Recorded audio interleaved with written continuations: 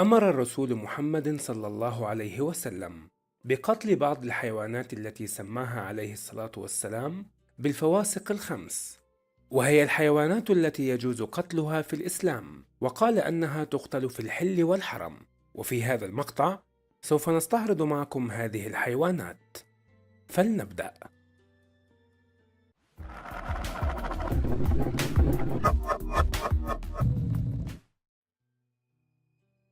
الفئران. قد تتساءل أخي الكريم، لماذا نقتل الفئران وهي مجرد حيوانات مسكينة؟ النبي صلى الله عليه وسلم لا يقول كلاما عن هواه، وإنما هو وحي أوحاه الله عز وجل إلى نبيه محمد صلى الله عليه وسلم. وكم من بلد انتشرت فيها الطواعين والأمراض بسبب هذه الحيوانات، لذلك فهي من ضمن ما سماه حبيبنا صلى الله عليه وسلم بالفواسق الخمس.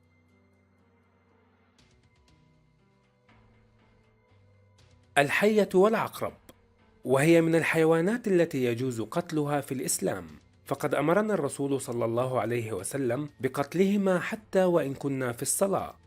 قال صلى الله عليه وسلم: اقتلوا الأسودين في الصلاة، الحية والعقرب.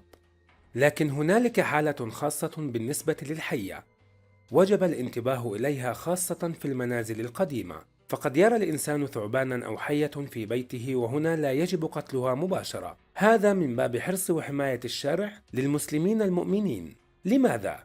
لأنها تحرج عليه، بمعنى أنه من الحية من يكون جنا يتمثل في صورة حية فيقتل، ولربما ضر صاحبه قبل أن يقتله. لذلك وجب على الإنسان أن يحرج عليه، أي يقول: إن كنت تؤمن بالله واليوم الآخر، أو إن كنت تؤمنين بالله واليوم الآخر، أن تخرجي وإلا قتلتك.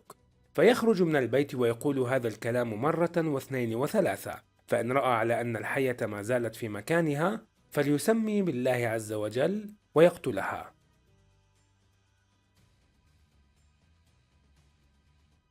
الحدأة أو الحدية هو نوع من الطيور التي تصنف من فصيلة الصقور، وهي تعتبر من الفواسق الخمس التي صنفها سيدنا محمد عليه الصلاة والسلام. ومن الفواسق الخمس التي صنفها عليه الصلاة والسلام، فهي تعتبر في الإسلام من المؤذيات، وذكرت في عديد من الأحاديث الشريفة.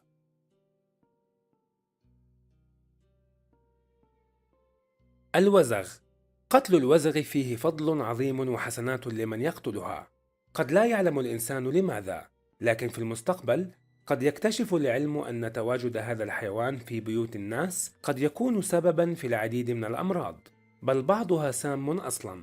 دخلت امرأة على أمنا عائشة رضي الله عنها، فوجدت عندها عصاة علقتها، فسألت هذه المرأة أمنا عائشة عن العصا لماذا احتفظت بها، فقالت أم المؤمنين: هذه نقتل بها الأوزاغ، بمعنى إذا رأينا وزغ قتلناه بهذه العصا. وقد أمرنا رسول الله صلى الله عليه وسلم بقتل الوزغ، لأنه يقول أن الوزغ كان ينفخ على سيدنا إبراهيم، أي ينفخ ليشعل النار على سيدنا إبراهيم عليه السلام. فمن أراد الحسنات ووجد وزغا في أي مكان فليسمي بالله عز وجل وليجتهد بأول ضربة، فله 100 حسنة، ذلك فضل الله يؤتيه من يشاء. كلها أسباب جعلتها تصنف من بين الفواسق الخمس. الكلب العقور.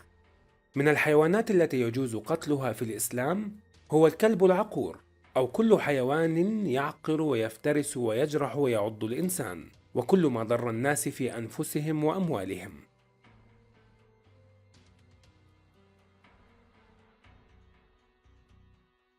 الغراب الأبقع هو جنس من الطيور، والتي صنفها عليه الصلاة والسلام من الفواسق الخمس.